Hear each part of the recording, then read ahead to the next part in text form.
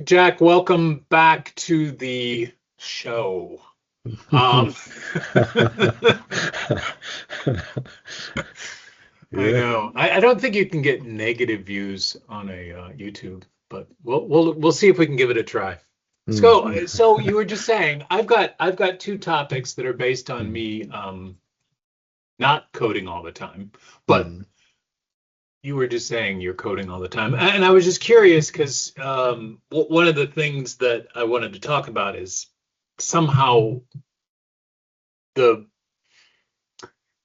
we've talked for quite some time and thought some time about what what is the use case, what are the things that AI does, right? Because we're mm, both into computers. We could say, what does a computer do? Well, we can store data pretty reliably, right? It can handle fairly complicated uh, sequences without too much trouble. You know what I mean? Like mm, it's a more of a reliability thing in many cases.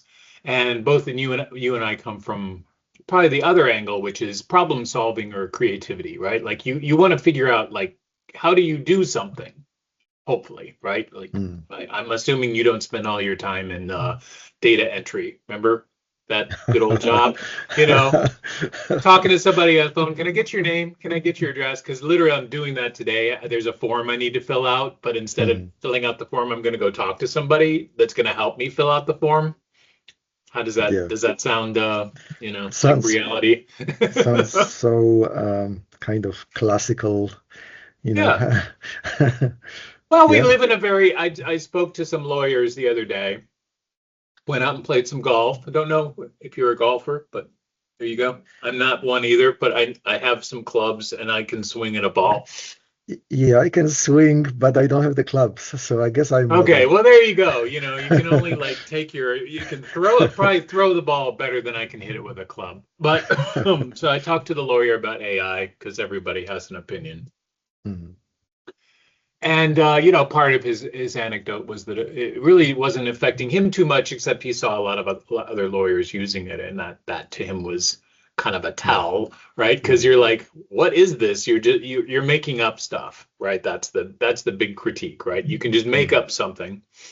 And I agreed. I'm like, that is true. You have to worry about that. That is something it will do in some respects. But that's, he said, from a professional's point of view. A client's point of view is now they come in armed with ideas. mm, And he said that's the real problem right now, is it's kind of enabling people who don't know how to do something rather than trusting in him. And basically he had to kind of convince them. He's like, well, the reason why I wouldn't do that is because I have experience and went to law school, much like the person I'm going to talk to hopefully has filled out this form more times than I have. mm. So I kind of trust that maybe they know something about this form. I mean, or the Yeah. process that the form takes on. But that's not my topic for today. But does that give you a Well, entry they might, level? yeah, well, they might be coming armed with AI advice, but they also may be coming to those meetings with YouTube information Sure. and all the kind of like genius advices that hey, you're gonna be much better off if you do something here or there, so chances are that yeah, that it might be a mix, but then but then the lawyer can play a defense, much more effectively too, because they can use AI as well to to kind of sift through all this. Which he said is a big plus. And I agree. Mm, I said, yeah, if you can spend less time doing, whatever, why not, right? As long mm, as the problem's solvable. And a lot of my recent work in AI is about that. I tried to have my course where I'm really trying to develop more of a feedback engine. And mm, to me, that's interesting because feedback can be ignored, but sometimes it's useful to know, because then you can diagnose things much easier. My daughter's having this issue right now because you can get medicine for an ailment. You see what I mean? You can call up telehealth or whatever these places are, right? You can get something for something. But I'm like, well, the reason why you go to the doctor, at least I'm saying to her, is that then they have some context. Like they can go throughout time and they can get a little bit more context about you or keep records about you, that this problem doesn't get solved. The problem can get solved a little bit more holistically. Let's call it that. And we both know that AI struggles. That's one thing. It really is. It's long-term memory is not infallible. In fact, it's kind of more fallible in many ways, I think. Yeah, well, I have a story from the automotive world, right? I mean, now there's places where if you change your motor oil, and I do it myself, you can kind of take a small sample and send it to them, and they will tell you exactly, kind of like a blood analysis, right? They will kind of tell you exactly what's going on with your engine, whether it's kind of like working okay, whether it's being kind of like it's aging properly, so there is the makeup of the micro elements that is changing as the motor kind of accumulates mileage. So there's the good things about it, because it can almost go indefinitely if the kind of process kind of goes according to the plan, right? But if then something shows up, that is unexpected, and like additional metal shavings that are kind of like a micron bigger than they're supposed to be, right? Then they will tell you that, and then you can act on it. So chances are that in the automotive, right, if you kind of keep maintaining those oil analysis that we can equate to maybe blood analysis, in the human being, then you will have a pretty bulletproof kind of situation with your motor oil and with your transmission, and you can do predictive stuff. And so, yeah, I mean, maybe there is the future of the of medicine is something like that. Maybe it's blood samples, or maybe it's your Apple Watch that will kind of know exactly what your blood sugar is, and maybe it will kind of also kind of like scan your blood kind of remotely or something like that, right? So there's kind of like capabilities there, and then you will develop your own history, right? You will maintain it, right? Well, I think that you're getting onto some of the subtopics that I'm worried about AI. So we can say to everyone, I still think this is an issue. For maybe I can give another automotive reason. Let's go into this. So I'm about to go golfing with my son, right? I've been screwing around all day waiting for him to get off work, and then I'm going to pick him up in my aged car, which I'm sure I don't want to look at the oil patterns of, but it's been fine. It has its issues. But it's old. And after I pick him up, I begin to drive to the golf course nearby, and not suddenly, but when I turn on the car, a very red light comes on, which you don't like, right? Like this is an old car. The new cars, I'm sure, would play a song, or I don't know what the hell they do, but anyway. So there's this light that comes on. It's the battery. Okay, this battery light comes on, and it just so happens that the little readout, the little thing that's supposed to tell me what to do, broke a while back, so I have no idea what it's saying. Long story. Okay, so I asked him to look this up on AI, and AI says that if this comes on, it means there's an immediate and serious problem with your electrical system. Oh, so I'm actually not going to tell my health story, but they're very similar, right? When they say instant emergency, now the problems really begin, right? Because computers, I don't know, they can be wrong. Anyway, it's on, and I think to myself, well, I'm concerned because my son lives far away in Chicago, and I don't want to be stranded, and I don't want a car issue, and all these things that are bad, and I want to play golf, but we both decide it's best to just forget playing golf. We have a tee time in 20 minutes. Not going to happen. And as we're driving, we look for I said, can you look for it says pull over immediately, but I'm like, it seems fine, right? It's running. Can you find any service stations? No, they're all closed. And so I'm going to take him home, and we see a Jiffy Lube, to your point, right? And I say, well, maybe they could look and see what's going on, right? Maybe there's some hope. And super nice. They were really, really great. we're sitting there, they're going to bring in the car, they're running all the tests and so on and so forth. And I just say, sorry, Leo, we've been trying to do this golf game, but we can't. So he goes and leaves. And I'm sort of standing around, and the people are like, well, we figured out how to test everything. And it looks to me, and they actually show me a little interface. It's kind of cool. It says, battery, check, green, alternator, check, green, and whatever else, check, green. So he's like, well, there's nothing wrong we can see with the electrical system. So how interesting is that, right? And I'm like, well, maybe this is nothing then. And I try to call Leo back, but it turns out, so here's the story, right? He turns it back on and this light turns off. Okay, so, and then immediately my son shows up, and then immediately we say, well, let's get the hell over and play some golf like we should have done in the first place, right? So the lesson learned, as I told Leo, is if you want to do something, just do it and forget about the negatives, right? That's what you should always do. If you want to do something and something says not to, unless it's eating a big piece of cake and you're not good with that, if your thing is saying no. But that's, I think, a reasonable approach, and it's interesting because it did go away and it didn't come back. So again, who knows cars? I don't know them. But when something is alerting you is my biggest problem with AI, because I'm trying to get it to not be like humans. So we talk about this, AI, and I'm like, humans love outliers. That's our problem, right? We don't like the normal stuff. We don't like the day-to-day. It's all very boring to us.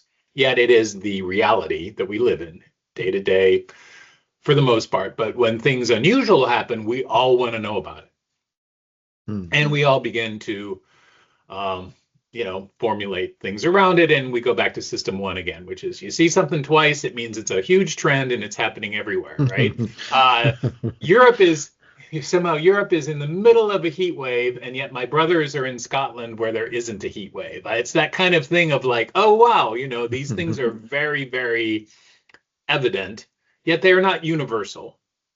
And AI, I would imagine, has more impetus to pay attention to outliers because it's trained on us, right? It's trained on, we work that way. Yeah. I don't know. It's not saying there's a flaw in the thing. It's more like, hey, if you're really looking for trustworthy information as a lawyer, as a person who fills out the form, you could get an AI to do it. But I start to think that's the brittleness of some of our narrative right now, right? It can't do everything. It can't really take over most positions or something because people need to know that something's unusual, right? I mean, that's what's important. And I'll get into my moment as a designer, but does that spark any interest in you? Yeah. I mean, this is kind of an important question about what's the right input, right? Like, I mean, do you really kind of are benefiting from having all the inputs that go to AI, or even in your car, right? Like, hey, that red light, is it really doing you any good, right? I mean, it's an additional failure point. I have a similar story that's kind of coming from the military world. So during the Cold War, the Soviet jet fighters, they didn't have any engine temperature gauges in the cockpit or any oil pressure gauges in the cockpit, right? So so the pilot really didn't know what's the state of the engine, right? And comparing to, let's say, the Western style of the design, where the pilot has all the information about how the engine is doing. And the explanation that the Russians had was that, hey, the oil pressure or temperature is not something of interest to the pilot. it's something that should be of interest to the mechanic on the ground. But once you are flying, that is not the information that you should see. It's kind of similar to what you are experiencing. That red light actually is not benefiting you at all, right? In your narrow use case. It almost kept me from golfing, which is right. Like that would have been the worst case scenario, to get home finally and have it be a non-issue, right? I would have lost out. And because you're right, I paid attention to it. I didn't take my fighter jet into, whatever fighter jets do. I don't know, right? Like you would change your mind based on some sort of information. And my brother, I can go into this. He has a blood sugar monitor on. Same thing is true. Once it goes off, what are you supposed to do about it? And none of us knew, right? Like it's a lagging indicator, of course, right? It's not saying don't do something. It's just telling you if you did do something, it's bad or it's not good. And its hope is behavior modification, I guess, right? If your monitor's going off all the time, but wasn't that a big drama scene in one movie where it's in Apollo 13 where they all pull off their medical monitors because the guy said, hey, they're all having heart attacks and they're very they're sleep deprived and whatever, and they're like, duh, we're in the middle of fighting for our lives in a box with no heat, and so they took off all their monitors. So maybe it's the same feeling, right? Yeah, exactly. Yeah, and what information is actually appropriate? I mean, this is the old statistical, principal component analysis. You want to select the inputs that really contribute to the solution, and everything else might be just noise, actually negatively contributing to the solution, right? So yeah.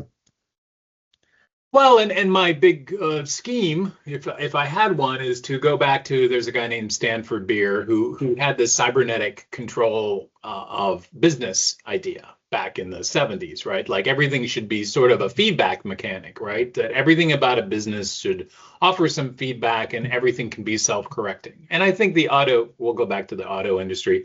It had a little bit of this, especially in Japan, where they invented the ideas of Scrum and some other things about how people help make it a better car, but it has to be holistic. It isn't a command and control thing, right? Everyone is working on the car, and they're all contributing when they see issues that can be solved, and that gives people investment in what they're doing at every level. It also it flattens. A lot of people call this flattening, right? Like, if we're all in the same job, we don't need a ton of command and control. We just need feedback. Yeah. So I've always thought in qualitative situations like design, we want feedback, and we are going to get to you coding in a while. But one thing that's interesting is that as creative people, we love to change our minds, right? That's our thing. We go down some approach, and then once we see it, we change it. If you ever look at painters that aren't Picasso, right? They'll overpaint and overpaint. They start to figure out what they need to do, and then they can always correct. But what was interesting about coders is they hated to redo things. So do you have a take on this? Since you said you're coding all the time, which is interesting, because I always thought, well, maybe now that coding agents are fairly well spoken of, right? Many people are like, yeah, it's much easier to not have to go down the routes we used to. We can stay higher level and just get it to do those parts, and then see, and again, creatively, what's working and what's not. So maybe they're getting a taste of what designers always wanted, which is this sort of freedom. But you tell me, I don't know. Yeah, I'm not sure. I think my workflows are kind of fairly typical right now with all the agentic capabilities that you have, and that's pretty exciting. Maybe that's kind of like about the excitement. Like that if there is like domains of application for the AI as we have it right now in 2026, probably coding is the strongest domain that AI can help you with, right? So the situation now appears to be that, hey, I'm looking at several coding agents working in kind of parallel, and and kind of looking at, the outputs from one and kind of like modifying certain parameters there. And then while modifying certain parameters, I want the other agents to kind of keep working so that I'm efficient, right? So this kind of creates like an enormous cognitive kind of like a load, because I am right now kind of like monitoring like a team of programmers in real time, right? And it's there is a little bit, I think, of a little bit of an addiction factor now, right? I kind of like, hey, I'm iterating, to your point, I'm improving, because all this is kind of iterative process now, where the initial kind of like core idea kind of gets improved and improved and improved, or upon I see something in the code, I want to go back, I see something in the code and I want to move forward with that idea, right? So yeah, this is kind of becoming like a totally different workflow, like definitely 100x. I feel like I'm 100x over the pre-LLM coding environment, where if I wanted to build something that was kind of complex, then I was looking at a week probably of work at least, to kind of get the idea going. And now I'm kind of doing multiple things like that, in real time, and kind of snowballing, maybe into, hey, I have a research paper, there is a great idea there, I can plug it into the process here, I have new data, right? So it's yeah, it is a totally different feel, maybe more similar to the kind of designer world, where you are iterating, right? You start your painting with a foundation, you do your gesso, whatever, right? And then you kind of do some initial layering and stuff like that. Well, I think, and you're saying you're sort of, I guess if I can paraphrase, it's like that is new and somewhat delightful that you can do that. But you Yeah. see it as hugely productive. And I'll let you know the problem with being an artist is that you still end up in the same place in the end. That's the weird, like it's the quality of your idea it's the quality of how well thought through it is always going to be the end result. Now you can have happy accidents. I do agree with that. And I do Mm, actually think that that's something that's missing sometimes from engineering, right? We don't want happy accidents, but mm, unfortunately, everything in engineering revolves around having a happy accident in most respects, and someone discovering something that was unexpected, right? Like that's the way that things change. Is it's not intuitive, or else obviously someone would have thought of it if it was linear. Let's put it that way. I love that word, linear. Like, oh yeah, we just progress in a straight line. And it's mm. like now we're always progressing sort of like this, right? And you never quite know where you're at. And I still think maybe, that's another feeling. I think we're just getting started with this, right? And that's our feeling. Like this is so different. Um, I do wonder one thing maybe you've experienced around code, and I wonder this too, that I speak in the English language and don't speak in other languages. So I don't know that other language native speakers are spending all their time having dialogues with AI. I'm assuming it can do the same magic, right? It can Mm. take all of Russian literature, and if you ask it a Russian question, it'll use Russian whatever to come up with a Russian answer. Is that a Yeah, thing? Maybe. yeah, Okay. yeah. It might use English things to come up with a Russian answer. That's perfectly fine. We translate all the time, right? Just reading actually a very ancient book, written like a few hundred years ago, but it doesn't seem that old because they use the same language, right? It's pretty much recognizable English, but you can also have things that are written in other languages, and people translate. Someone actually mentioned this about the King James Bible because it had this line in it about ferrets. So I'm watching a thing about ferrets. Okay, Mm. so have you ever heard of a ferret? Yeah, as an animal, yeah. Yeah, okay. So Mm, ferreting out, apparently the world of ferrets is very ingrained in us because ferrets are strange creatures that do mm, things that are extremely different from other animals. They're very into being curious. So that's why. And they're also able to do crazy things with their bodies, and who knows? They're interesting creatures. So they said in the King James Bible, it says, "You will not eat this kind of lizard, or a ferret." Mhm. So interesting, because the person said this with some pride, right? Ferrets are Mhm. cool. They were mentioned, in this ancient document. And then someone said they looked in the actual translation and said, well, they didn't know anything about ferrets because this was in a completely different region of the world when this was written. And it just so happened that whatever they named was actually a kind of lizard. So apparently they were into don't eat lizards.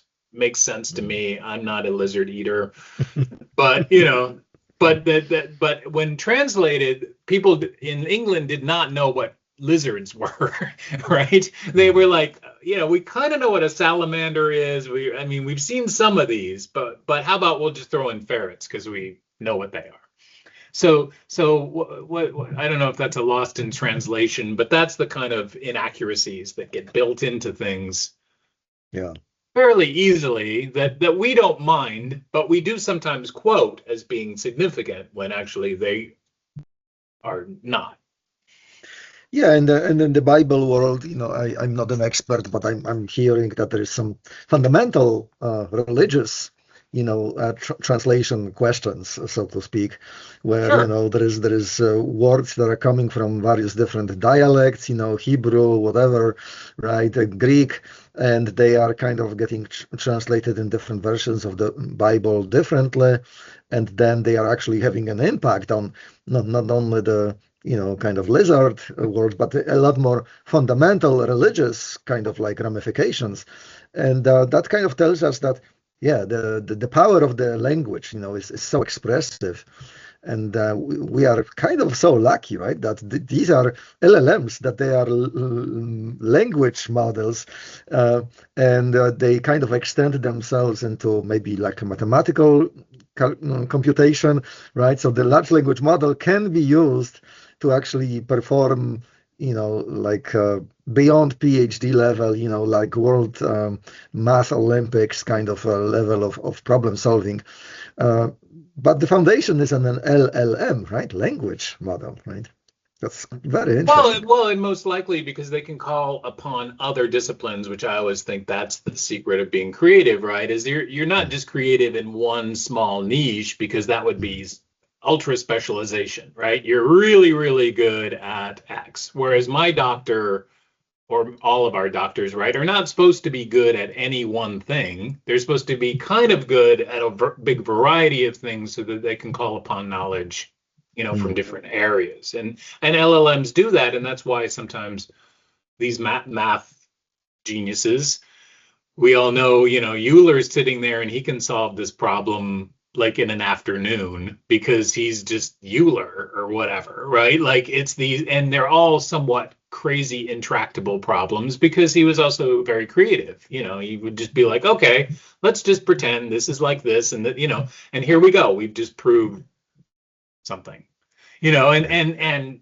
Yeah. again, some people come back and they're like, no, when people get very reductive, and I'm going to bring this to the world of design in just a second, because reductionists in design are kind of popular. It means that we're going to take all these problems and reduce them to these solutions, right? We're going to use these colors, this palette, this typography, this, we try to not make a lot of choices because when people come in, they'll immediately pick up on the lack of information and hopefully Mm. focus on the things we want them to focus on. So that's why I don't know if you remember the days of the ransom note. That was like early in computing, people could change fonts so easily that the ransom note style was I'm going to change my font for like Oh, everything. yeah, yeah, yeah. There was something like that going. Yeah. Well, because once something's easy that was really hard, you Yeah. just find that fun, right? Because most people recognize, wow, that's really hard to do, and now it's easy to do. And I'm saying this in respect to design because there's a new term which couldn't be more up my alley, except that it has some issues, and it's called generative UI. Have you heard this term? Yeah, it kind of, I don't know, but it kind of rings a bell. So yeah, I would say, in my world, right, in system development, right, if you have a complex system and that requires a complex front end, then you are getting a user, and then the user is going to say, hey, nah, I don't want to do anything. Just give me a button, so that I click on it and it's going to do everything, right? So click, right? Maybe as a second choice, maybe that's what you're referring to, that there would be like a chat, a window, so that I can kind of chat about, the system output with in the GPT style, chat window. So perhaps you are talking about that.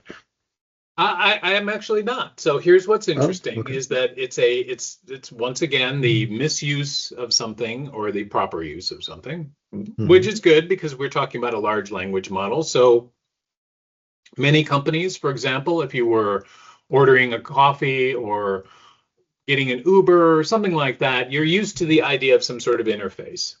Hmm. Right. And maybe that interface, I'm just holding this up like I'm pretending it's a phone. It's probably something you don't do on a desktop computer. It's something that you're kind of used to it being in this world of a phone, just as we use our credit cards now in a different way. You see what I mean? Like there's new paradigms around how we use things that are fairly transactional and let's call them somewhat simple. So a range of things are shown to you. You choose from those things. You change some parameters. It's the basic thing I teach in information architecture. You've got some data and Hmm. then you've got an interface, usually to help people navigate that data, right? And usually that's some kind of filtering and some sort of taxonomy is important too, right? You need to have some way of communicating choices to the person, but people like choices. I always use the grocery store as an example, right? You don't ask for things. You Hmm. just go look at them and you decide based on hopefully mountains of choice which one is to your liking. And a lot of that is false selections because something is priced at your eye level and something is priced with a prominent sign and something has a nice label and all that other good stuff. But well, Hmm. that's design actually, right? It's at eye level, it's got a nice picture, etc. I buy it. That's kind of design, right? We want to guide your choices so that it feels very effortless to make one because choices can be paralyzing. Hmm. So here's this paradigm where to your point, if you go to the other direction, you get into things like some of the programs that we use for 3D modeling. Let's say that's always a good one. Like, and you have to learn these paradigms, right? You're going to get so many choices that they all have to have menus and submenus and contextual Hmm. menus and right clicking and left clicking and all this stuff where you have to hide all the choices because there's so many choices, but you can't get rid of them because that's the program. So the thing they're talking about generative UI is that in those situations, I want to create a 3D model of Jack.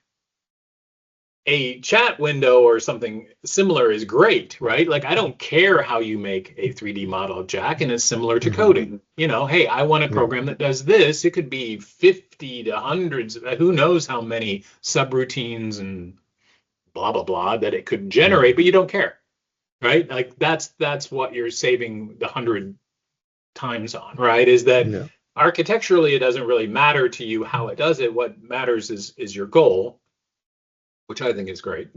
But what the generative UI area says, okay, now once you get into these harder problems, they don't work on this on the simpler problems. So that's the point is you can't really make a chat interface, even though Apple tried with Apple Music. It's just say, oh, I want to hear fun tunes about birthdays. Like that's their chat interface, but that's not satisfying. It's satisfying to look at a record cover. It's satisfying to look at more details. And you see what I mean? Like, and then you want to Hmm. hear it. And to me, that music needs to be the old style. That's what's more satisfying. You've got playlists, you've got albums, you've got all these identifiers that help you understand what you're listening to and what's going on. And then sometimes it's just a picture of a beach and you're like, put this on in the background. And they're saying, lately that that's where AI is coming into play very heavily in creating those songs, because people don't want to pay money to hear background music anymore. Back to the remember Muzak, where it's like, okay, we don't even want to pay to hear our favorite song played badly, or played, you can hear something. I don't want to keep going on, but does any of that resonate before I get into the generative UI thing? Yeah, definitely. It does. Yeah, I mean, yeah. Not sure if I have anything to add to it, but yeah, it Well, does. the Yeah. the generative UI is what I find interesting is that now, often when you ask a question, especially to Claude, because it's very they chose this avenue of code and they are kind of winning right now because you're right, it's all in English. It's one, it doesn't need a ton of interpretation, right? It's a pretty good language to model Mm. because it's, and also that carries over to the language of design, which is CSS and HTML and other, probably mostly C is HTML because it's a really fabulous language. Mm. So what it's doing now is it just generates an interface. Like I want to solve this problem or I want to understand this thing, and so now Claude at least is almost or not almost, but it will just go ahead and build an application for you.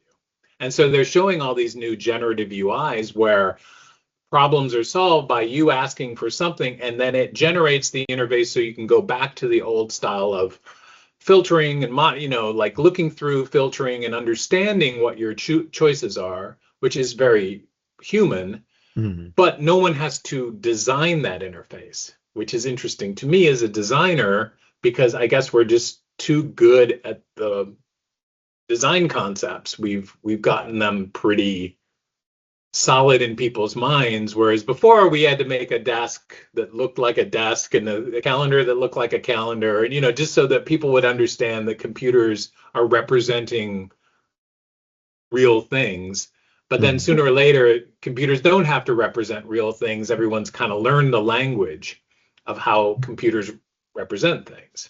Mm. So I don't know if you have any thoughts. I thought, why not, right? That's pretty cool. Yeah, it is. I mean, the funniest story that I can add to this, and I don't know if this is kind of exactly going along your thought process, is that I'm working on an old mainframe system right now, and my interface is the I don't know 50 years old Yeah, command line. CLIs, sure. Yeah.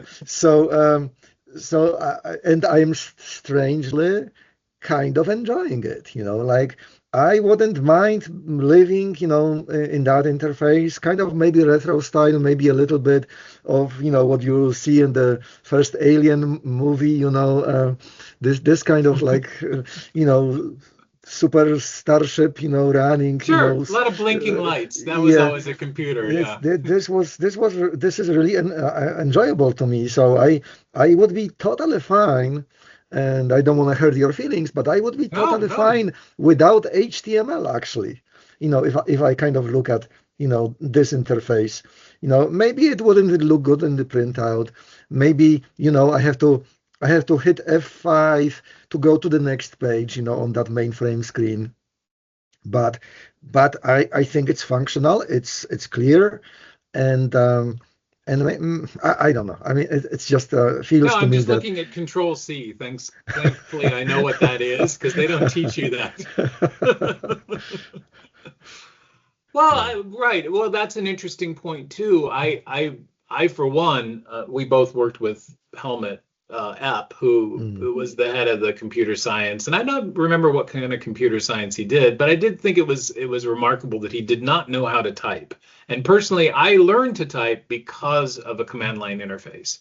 Because sooner or later, if you're sitting there typing, to a computer, it's much different than typing on a piece of paper, right? It's much different than a typewriter of the day because that mm, was a very error-prone situation to be in, and you had to be pretty disciplined to type quickly. Whereas I was a terrible typist, but I was on a computer, so I could just go backspace my way out of my problems. Or like you probably used to, is you have a good mental model of, yeah, I can do things much more tersely because I know that what CD means, and I know things, but there are still elements that of a graphical interface that are much less. They're much better off on your recognition signals, right? Like the also I'd say too that they've had dozens of years, if not 30, 40, 50 years to really polish some of these interfaces. Some people will still only use Emacs, right? Because yeah, it's just they're used to it and they know what it does and they don't have to think about it, right? And I don't think that's the only negative is that's not transferable that easily. I don't think kids nowadays, maybe I played a game once where you do have to like go outside of the game and you have to interface with the game itself, the programming, in order to delve into some secrets or whatever. Like that's kind of interesting to me that you'd have to know how it worked. And you'd have to look at an asset library and you're just on Macs now for the first time, right? well, I'm on Macs and Linux. I'm Yeah. basically not on Windows anymore, so that's kind of yeah, that's kind of my world right now. But yeah. Well, I'm just letting you know that the conceits of a Mac, for one, is that whenever you have a program or something of that sort, I don't know how Windows still works, but there used to be a million bat files. As far as I know, there's always a million files hidden somewhere. That's Yeah, usually the yeah. whole point of computers, that they Yeah. just crap all over the place basically, and you're never sure. Well, Apple does just pretend like they're one thing, which is a program icon. So there's no exes or anything. There's just this thing that looks like something you can click on. But if you want to reveal it, you can by just saying show package contents. And then you can start to see all the things within a program that are normally not hidden, I don't believe, in Windows land, but are hidden in Mac land to make it neater, right? That you can just have an applications folder rather than having folders within folders within, you don't have to have all this uh, Yeah, hierarchy. yeah. Which I still think is something I never know. Maybe if AI gets its act together, we can change the paradigm of how programs are built. Well, yeah, I think we will. I think we will very, very quickly, within a couple of years, probably, where Wow. the programs will be probably something of a kind of like current, MLX architecture that you can have on your Mac, where the RAM and GPU memory is unified, so you have a bigger pool. You can put a pretty strong AI into that environment, and then your OS is going to be a lot less fixed, OS code, but it's going to be a lot more, basically neural computation. So yeah, I think we are very quickly going into that direction, and the PC architecture is probably at a big disadvantage, where there was always the separation between GPU and RAM, and maybe they will try to bridge that, and combine it. Right. And the same with your phone, right? Probably, there's going to be fewer and fewer apps and more kind of neural computation where maybe there's going to be an icon because it's convenient to tap on the phone, but that icon is not going to trigger an exe, to your point, or a bat file. It's going to trigger basically a question to an LLM, and you're going to get your, weather prediction, from an LLM.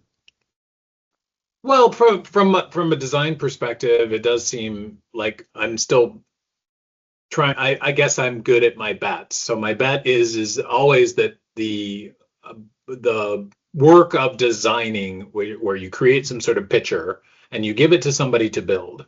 I went away from that probably 10 years ago because I'm like, it doesn't make much sense to not think of it holistically. So maybe I'm going to go back to my doctor thing. I'm like, you're a doctor. You're just trying to solve a user problem. The user wants to do something, and you're there to help facilitate and keep them away from being confused, right? Or keep them away from being turned off. And one example that I saw of this, which I always like because this is what designers tend to not do, but designers need to think in states quite a bit more, right? Like state management or state communication is a hard thing to do. So one company found that most of the people coming in, you know how there's a login, there's some terrible login situation, and now you've got these fighting these out. If you log in with Facebook, log in with Google, log in with Apple or whatever, or create a new account.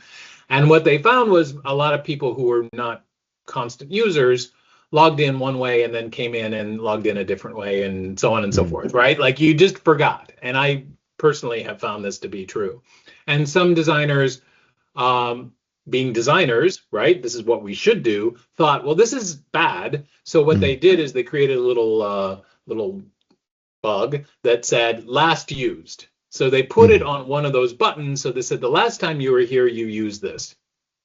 So immediately solving a very serious, not only design problem, but also a data problem that people weren't completely creating new issues. And so they found a 72% gain in people logging in and being happier, right? Like, and that's that simple, frictionless experience that designers, that's what we give to the world, right? Like little things like that. And then sooner or later it becomes ubiquitous, which is even better. But that also means that a LLM should pick up on that work that we've taken forever to do. In fact, somebody said, yeah, the only point of a designer is to come up with, here's the fonts that you should use and that you shouldn't use, and here's the colors you should use and when you should use it in what situations, more of the style guide. In the old days, they used to do that for print or for big companies, right? They say, hey, here's how you do here are the rules, basically, of how you communicate. And I always loved those, even though they didn't really translate well to online work sometimes, because we would just invent everything every single time, all the time, which I blame developers for, right? Because they never see it holistically sometimes, right? They are just working on subroutine B, and therefore subroutine B never existed outside or whatever. And maybe that's true of to a podiatrist. They're not going to help you improve your diet, which would help your feet. That's maybe my big beef with it sometimes, right? Is that you tend to see things in your own realm with your own lens, and all problems are solved from that lens. Yeah. And what I can tell to this is that I think we are kind of like in the revolutionary kind of period on that particular topic. Like the lensing, hey, you have a focus, right? Or maybe the whole community has a focus on a certain solution, right? And then, then you have frontier models like Mythos, and others that will be coming online very, very quickly, where, the cybersecurity community, right, was kind of like, they have the lens that there was like completely safe packages that for decades, the open source community was looking at it, right? Nobody was able to hack it. Nobody was, the good guys weren't able to kind of further improve it, right? But then there's a model coming up and starts finding, like significant vulnerabilities into something that the whole community, right, was the bad guys and the good guys weren't able to find, those vulnerabilities, right? So if you can translate this also to the design world, we can translate it to the medicine world, and everything else. So if you kind of start kind of like combining all those effects, we are kind of looking at the crazy couple of years, I mean, if you look at the impacts. Well, and justifying the hype, perhaps, right? I still think, if we're going to get Bentleys, we need to understand how to get the AI to stop. Like, I still think that there needs to be sort of a cost to completion.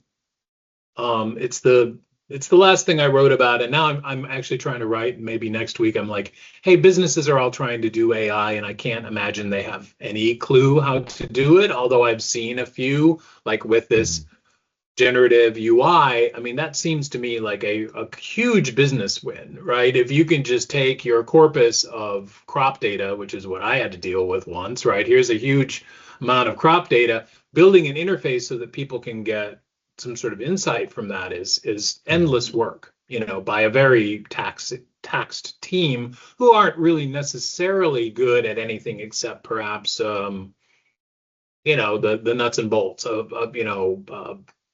statistical relevance, right? Like I guess that's all there is in a lot of data, right? Is this a interesting result or a non-interesting result? Or is this kind of experiment going to yield something or not, right? You get at least some sense, but it's very hard at future stuff because it doesn't know future stuff. Mm-hmm. But if you could just say, well, here's an LLM in the middle, someone wants to learn something, go ahead and just write them an interface so that they can explore whether or not these things are meaningless outliers or real real data that could be used for something. And I think you're in some ways you're saying the LLM can do that without the interface, but I think the trust situation, not to go into cybersecurity, but a lot of that's voodoo anyway, right? Like, hey, the large of law numbers, we'll go back to Euler, it's like, okay, here's some known unknowns, like here's some known things we know about numbers. Let's exploit that to be pretty good at being accurate, right? Like, no one else has to know how. I still am pissed that I have to buy certs. That somebody has a thing that says I'm me, and this cert has this private and public key, and therefore people can look at my webpage. And I keep thinking, like, well, you could just go look at it. There's nothing really, there's unfortunately nothing too special about this webpage. But right, if you're taking information or filling out the form, back to my form I got to fill out, right? You do want to make sure that isn't being filled out by the wrong person. But as you said, right now, I think the exploits are going to make it harder on the user experience a little bit. I'm a little tired of Cloudflare. I don't know about you, but I am a human. I don't know why Cloudflare is mad at me all the time, but maybe that's just the price you pay, like. Yeah, well, they are a big gorilla and getting bigger. I mean, they are out there. Well, who was the first cert that I really never was sure how they just lucked out at issuing all the certs, and I think they still do, but yet they've never made any money. Someone, it's sort of like, what was it? It wasn't VeriSign, was it? Maybe something like that. Yeah, something like that. Yeah. I think I put money into them and it never went up ever. So they just found the niche where they're all driving their Bentleys around and said, okay. And that's one of the things, right? Like, hey, why is AI being developed so much, right? I mean, we can argue whether it's really a development or not, but I think that could be one of those, right? So there is a billions or trillions of dollars of motivation perhaps behind creating models that will be doing trading for you, right? Like, just imagine that tool exists. How much would you like to pay, right, to kind of have a model that will kind of give you 20% a year, like guaranteed, right? In on the stock market, right? Or then but if you got an upgrade, for a 99.99, you will get to 30% a year, so that's a huge motivation, right? Then there's another motivation where people are kind of thinking probably tax avoidance, right? Hey, let's use LLM, right, to kind of optimize stuff there, right?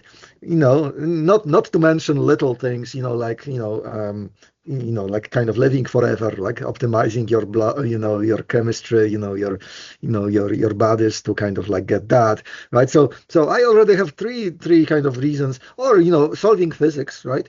So people already talking about we are in the Star Trek precursor world, right? So we would like to have like warp drives and stuff. So there is, maybe it's a hype, but there is a lot of people hyping it. And there is a lot of little steps that we see kind of going in those directions.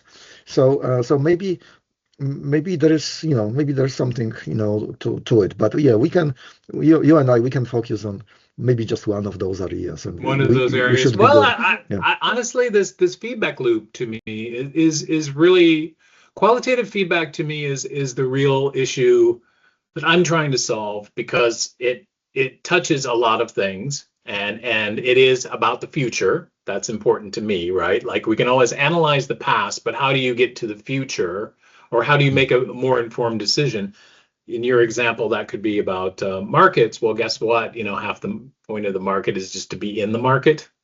That's basically the number one choice. Number two, be in the market for a long time, because 20% of $100 is 120 bucks, but it compounds. I think that's another math term. I think the big E or something it's called, right? Well, Like, you sound like John Bogle, and I was hoping that you're gonna sound like Gordon Gekko, right? no, but by the way, that is always the easier route. There's no doubt that Bitcoin is a much better idea at making tons of money than any idea I would have. But that doesn't mean it's a good idea. It just happens to be an idea. As you know, you lost all your money in Dogecoin. So we're going to point to that. You took that risk and it just didn't pay off, right? Yeah, well, sorry. That was a joke. I know you hopefully didn't lose all your money in Dogecoin, but maybe. Yeah. Well, so I mean, those are powerful forces, right? So we can kind Yeah. of talk about No, I mean, hypes, right? But there is, like in physics, for example, for there, many people were saying that there was a stagnation, right? And basically the only name of the game in physics was string theory, and now we have maybe a chance to kind of like change that with AI, and perhaps to maybe for the good, for the better, right? And then there is a number of well, and once you learn what it is, unfortunately, they will find that there isn't anything, and that's even more puzzling. It's always emergent quantum gravity, I think, is the new one, right? It just so happens to act that way. Is an interesting, there isn't this big geometric construction that we invented, even though it looks that way. And that could be another good topic, right? We do ascribe that, hey, if you knew every word and every context and everything else, that you'd be better at something. But maybe that, the point could be different, that you just are at a precipice of another kind of understanding, which is good because we'll go. I can drop my whole Gödel versus Hilbert problem, right? Which is that, hey, here's this rule, and here I'm going to prove that all of mathematics is completely rational and can be done. That's the basic idea. Like, it is good. You can trust this thing. End of story. And of course, someone comes along and says you can't. Yeah. So we'll get there sooner or later. Just, where do you go from there, right? Which is like, yeah, is it possible to go faster than light? It's fun to think about, but not probably in this universe. But it's still fun to think about. Yeah, it's yeah.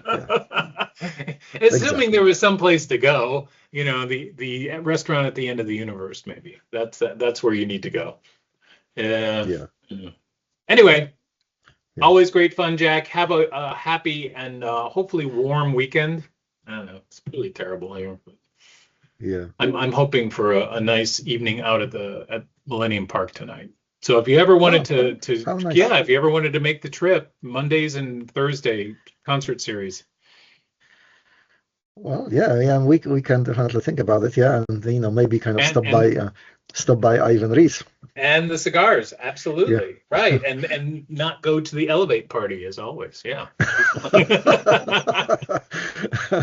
Yeah, we love Elevate. There's just summertime. Kind of I just need warmth. I need warmth like they're having in Europe, except maybe a little cooler.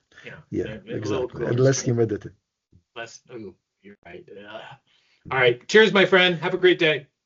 Yeah, cheers. Take care. Yeah, bye-bye.